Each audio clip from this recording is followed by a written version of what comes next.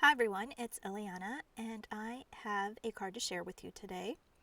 I'm going to be using a stamp set from Simon Says Stamp called Handwritten Floral Greetings, and I'll be using some pattern paper from Pink Fresh, and the paper pad is called Indigo Hills.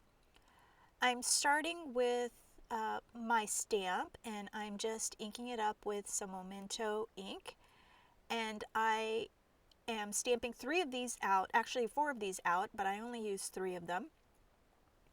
I'm using Memento ink because it's Copic friendly, and I've taken my 3 colors and I'm just going to do some Copic coloring. And the very first one I mess up because I used the wrong color, so it's a good thing I stamped an extra one. I'm starting with my lightest color, R81, and I'm just scribbling the color on. Then I'm going to go with my medium color, and I'm just going to go around where the petals meet just to add some shading to it. And then I'll go back with my light color and blend it out. I'm only doing a small section at a time because I noticed that if the Copic marker dries, then it's a little bit harder to blend. So I'm just doing a small section at a time. And then if you don't have very many markers, what you could do is you could use the same color, and what you do is you just wait for the color to dry and then you go back and you add another layer, and so that same color becomes darker. It's kind of like double stamping, but here I'm using 3 different shades and I'm going around the entire card doing the same thing. Not card, the image. So you could do this if you don't have Copic markers. You could also use colored pencils, or you can use watercolors, just whatever you have to color your picture. I bought a Simon Says Stamp kit, and sometimes, life, you get busy, and so you don't get to make the kit. And so I was kind of at a point where I didn't know where to start another project, and so I just pulled out a kit and I just started making cards from that kit. So this is the July Simon Says Stamp kit, and it's no longer available, but the stamp is still available and the paper pad is still available, which is basically what you need to make this card. Now I've gone to the 3rd color and I'm just flicking the color onto it, and then I'll blend it back out with that lighter color again. It's just really simple coloring, nothing fancy. You could do a whole bunch of these if you want and just watch TV and then go back and complete your cards at a later time. So back to the kits. I am very guilty of buying kits and then not completing them, so I have kind of a box full of these kits that I need to get done. So I'm slowly working on them. What I'm doing now is I'm putting my colored picture back into the MISTI, and I am taking my VersaFine Black Onyx ink and I'm stamping that again. You want to make sure that your alcohol ink from your Copics or whatever it is that you're using is completely dry. Otherwise, you'll notice that the ink from the VersaFine will bleed a little bit. So you want to make sure it's dry. Then I'm going to take my Ranger clear embossing powder. You can use any clear embossing powder that you may have, and I like doing this step because I think it just brightens up the stamped image. It just makes it really bright, and I just really like the way it looks. So I overstamp and clear emboss lots of times. You've probably seen me do this on almost every card. So now I've melted the embossing powder with my heat gun, and now I'm just going to fussy cut around the flowers.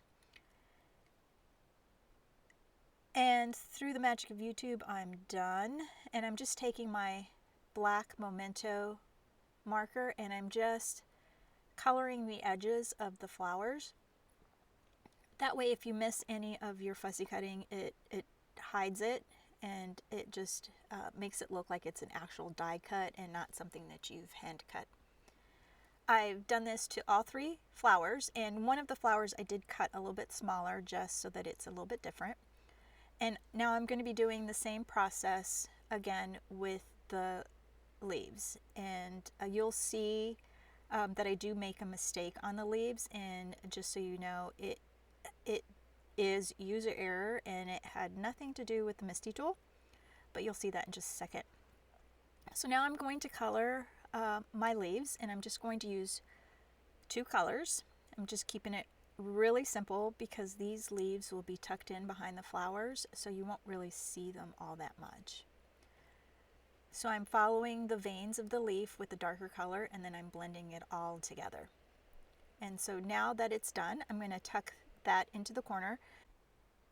And what you'll notice is that it is tucked in, but I get a bad impression. And the reason is, when I originally stamped it, the paper must not have been tucked into the corner.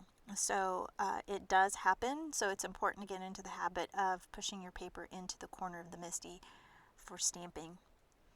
Now I've picked out a piece of the pattern paper, and I'm just using my dies to figure out placement of my colored images.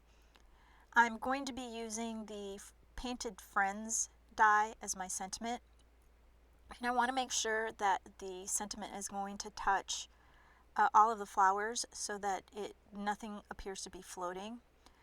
And I'm just figuring out where I want those leaves to be. And I don't use the die to trim out my paper because the die is exactly the same size as a card front.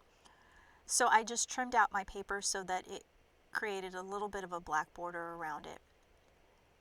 Now I'm just going to use my ATG gun to adhere my paper to my card base, and it's just black cardstock. And once that's completed, I can go and start adding my elements. So I'm just using some 3M foam tape, but you can use any kind of foam tape you may have. And I'm just making sure that I add enough foam tape so nothing gets mushed. And now I've added, now I've cut out my die, and I'm trying to make sure that I place it in the right spot so that my other flowers are placed in a way so that there's not any awkward spaces. And I want to make sure that I leave enough space with that bigger flower so that the other smaller flower can be tucked underneath. And I didn't really want the flowers to overhang. I didn't want to cut one of the flowers in half because I thought it would look odd, so I just made sure that it was within the margins of an A2 card. And now I'm going to tuck in that other one. But first I need to add some black foam to the friend die. And this foam is very sticky. And getting the backing off of the foam was actually a little difficult. I had to use a craft knife to get the white backing off of it. But it's not going to go anywhere, that's for sure.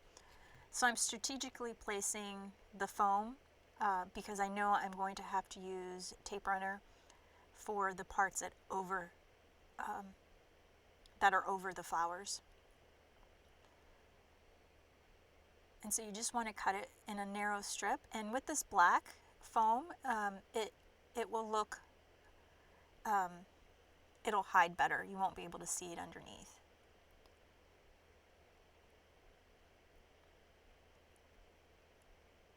And I'm just taking one more tiny piece and just cutting it into narrow strips is actually pretty hard because my scissors are the kind that adhesive doesn't stick to, but it's still sticking to them. So I'm just adding my dot runner to the back of it. I like to use the dot on this one because the dots will only stick to the black. And now I'm going to pull off the adhesive. And it's really hard because it wants to pull up the whole foam. And so I'm just using my craft blade. And so now I'm going to go ahead and position that. I'm going to not push it down until I'm for sure where I want it to go.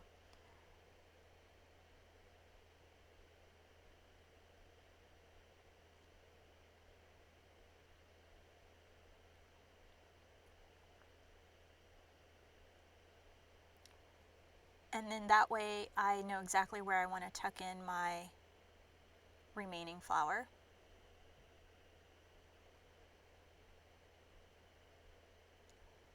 And I'm just going to place it right underneath. And then I'll add the last of the leaves. I'm adding a little bit of the tape to the bottom and then a tiny piece of the foam to the tip of the leaf, just so that it creates some dimension.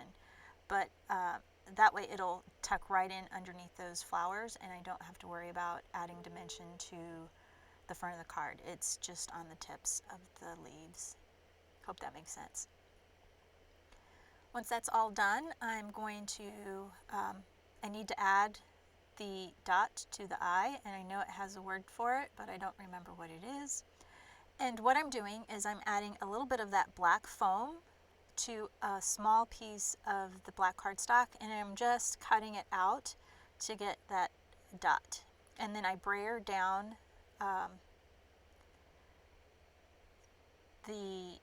so that it gets rid of the little bumps on it. And now I've added that to the eye. That way I didn't have to mess with a tiny piece of foam, cutting the foam to fit behind the eye. It's just that the whole eye, the whole dot of the eye is foam. Now I'm adding some Pretty Pink Posh clear sequence to it. I'm using my Crystal Katana and my multi-matte medium. And I like to use that because if it squishes out, it dries completely matte and you won't be able to see it.